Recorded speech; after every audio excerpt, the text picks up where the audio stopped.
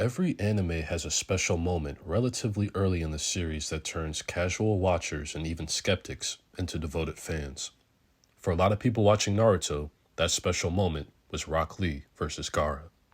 This fight also became a sort of gateway into the Naruto series. Many of you probably saw a clip of Rock Lee dropping the weights or the incredible animation of him blitzing across the arena trying to break through Gaara's sand defenses, and it intrigued you. It made you want to watch Naruto. And whether you knew it or not, it became the entry point for an incredible journey that lasted for the rest of your childhood. A lot of great action anime have these types of fights that catch the attention of people even outside the fandom. Take Hunter x Hunter, for instance. This shot of Killua right here is the entire reason I started watching that series. All it takes is a single clip sometimes. These types of battles are idiosyncratic in nature and typically bear the DNA of what makes their series so special, what makes them stand apart from other anime. They take everything you've seen in the series so far and they push it to its absolute limits, thus showing you a glimpse of what's truly possible in the verse. And it usually makes for an instantly iconic fight that makes its signature mark in anime history. For Dragon Ball, it's the larger-than-life epic battles and transformations. For Hunter x Hunter, it's the brilliant and balanced power system and the unique applications of Nen. And for Naruto, it's the hand-to-hand combat, the versatility of how ninjutsu can be used in battle, how others react to it, and of course, the clashing of one's ninja way against another's. You know this fight was going to be spectacular because the budget was on clear display from the beginning of the episode, as the animation was flowing in a way that was noticeably absent from even the main character's fight just a few episodes prior. Both Rock Lee and Gaara have proven themselves to be forces of nature in their own right, and with tensions already rising following an earlier confrontation, it sets the scene for a fight that just can't be missed. Rock Lee is coming into the fight a clear underdog, but Guy makes it clear that he shouldn't be underestimated. On the other hand, Gaara is a child prodigy that bested the previous exam record, has yet to be physically injured or even touched throughout the course of the Chunin exams, and has a killer instinct that's not to be taken lightly. This is truly one of the battles that best encompasses Naruto's theme of hard work versus natural talent. And from start to finish, this fight keeps you intrigued and on the edge of your seat. If you ever wanted to see a visual representation of an unstoppable force meeting an immovable object, look no further than this fight.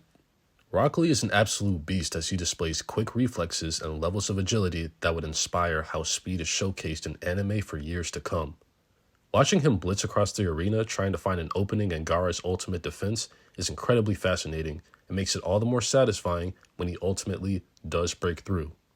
And you'd think it would be incredibly easy to get bored of watching Gaara as he just stands there and lets the sand do all the work, but this is the first real fight we've seen Gaara in, and figuring out just how the sand operates is also a thrill, and makes us experience this battle from Lee's perspective since he's trying to do the same thing.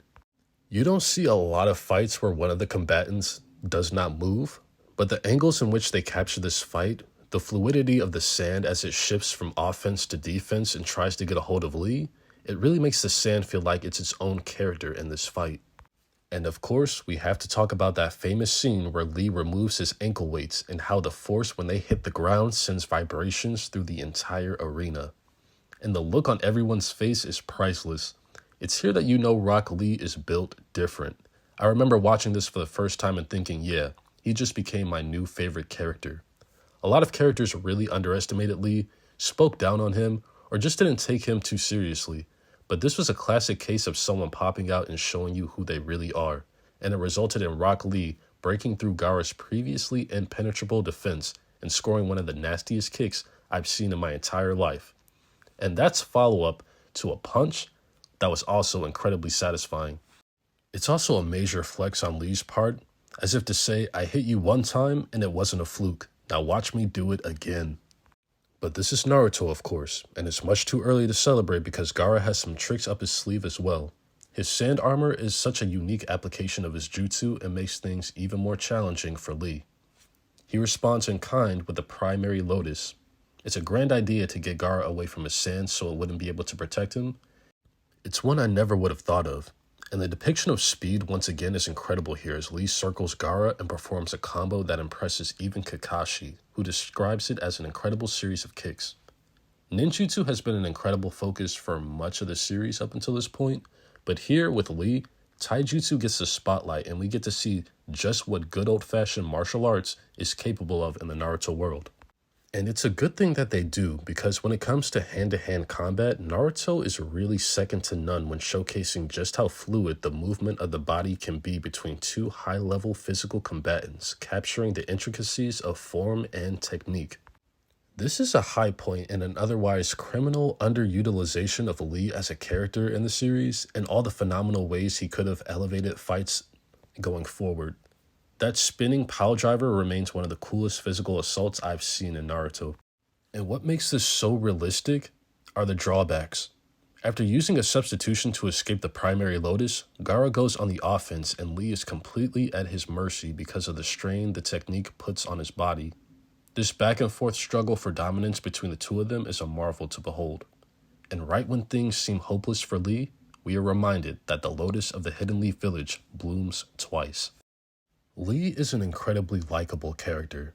He has this natural charm, kindness, and chivalrous spirit that makes you want to root for him.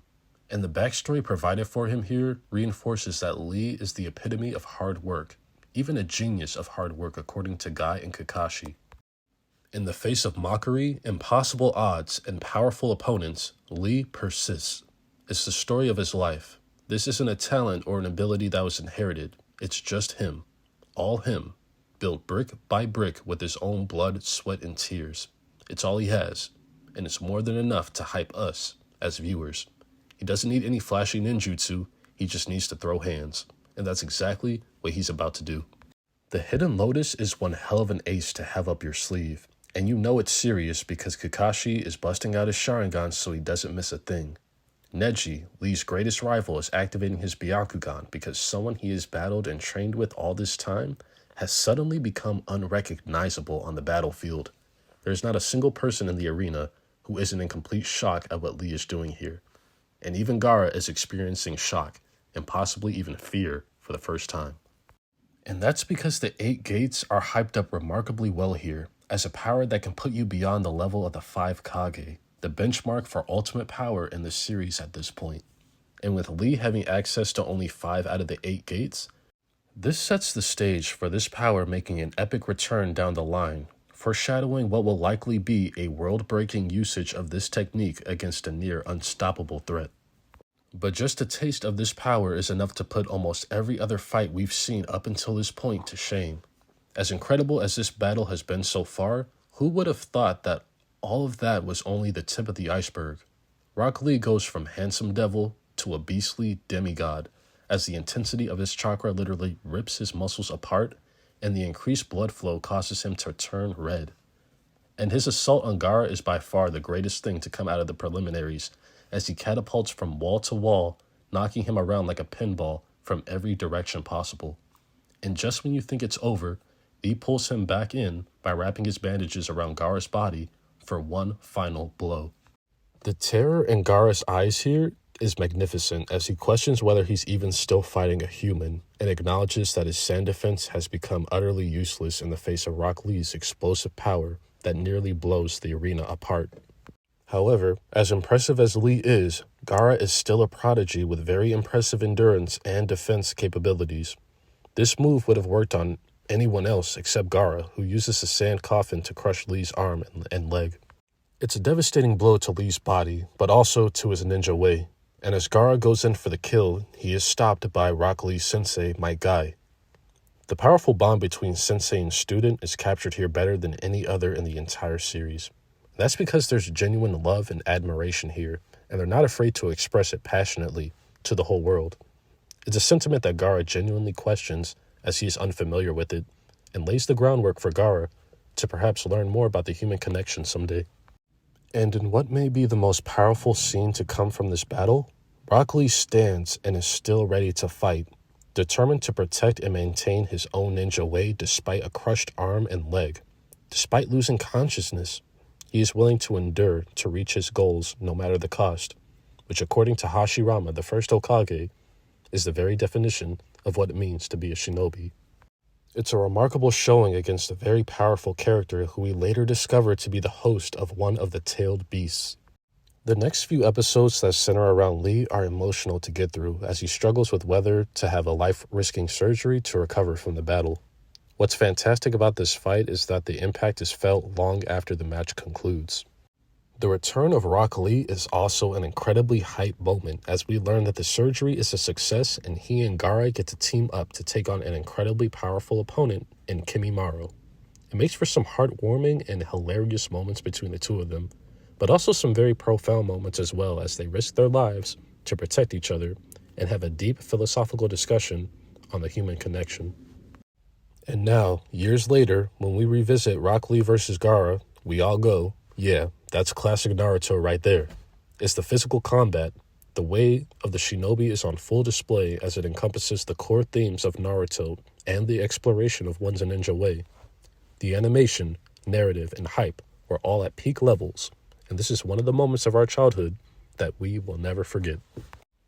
But that does it for this video. Tell me, did Rock Lee vs. Gaara leave a lasting impression on you? What was your favorite moment from the fight? Leave your comments down below, and let me know what legendary anime fight I should cover on the channel next. And as always, thank you for watching.